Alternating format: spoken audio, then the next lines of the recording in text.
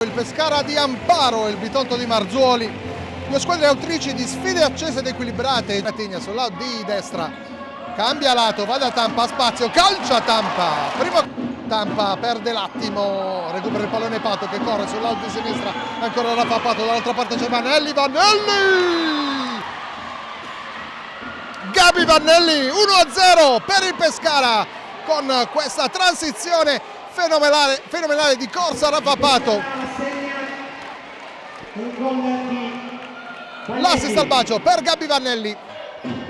Diana Santos si gira, calcia di sinistro, la palla deviata. Renatigna, Diana Santos, la botta di Diana Santos. 1-1, il solito destro al fulmicotone di Diana Santos.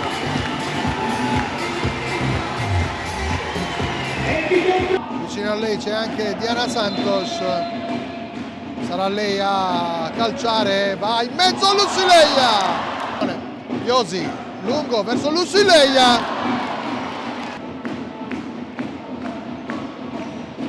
palla in mezzo, Rafa Pato, Iosi e Rafa Pato per il 2-1 Pescara.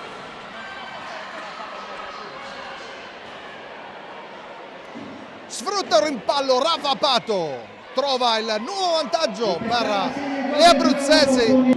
Tampa, poi Roso, palla in verticale per Rafa Pato, l'uscita di Iosi fondamentale, 2 contro 2, Lucileia blocca il pallone, c'è Diana Santos, calcia Lucileia, parata plastica di Masci, cerca Lucileia, mette giù il pallone col petto, scarica per Tampa, Marzuoli, ancora Renatigna, calcia col mancino, la risposta il CMB con la quale è salita. Intanto occhio a Mascia, 2-1 Pescara in questo bel primo tempo tra Bitonto e Pescara.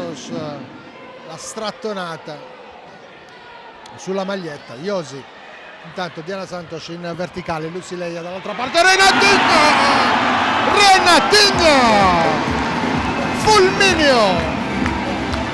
Questo contropiede del Bitonto che trova un Pescara distratto e lo punisce sull'asse. Iosi, Lucileia, Renatigna, poi Renatigna, la sfida su Coppari,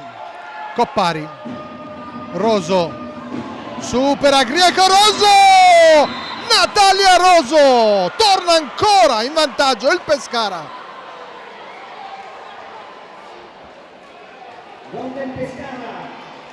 Ha segnato il numero 7 Roso da Roccia. Terzo balzo in avanti delle Pescaresi. Coppari ruba il pallone a Grieco, palla dentro, Rafa Pato, palla verso Grieco che carica il destro, tiene il pallone, poi col mancino, che gol di Grieco!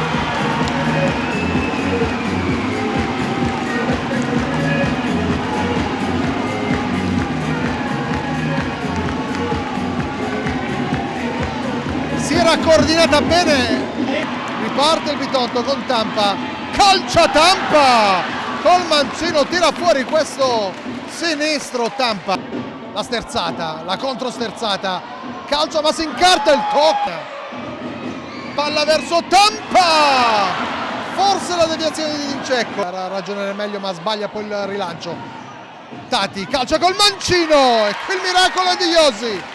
Renatigna va lei in porta col mancino, ancora Tati,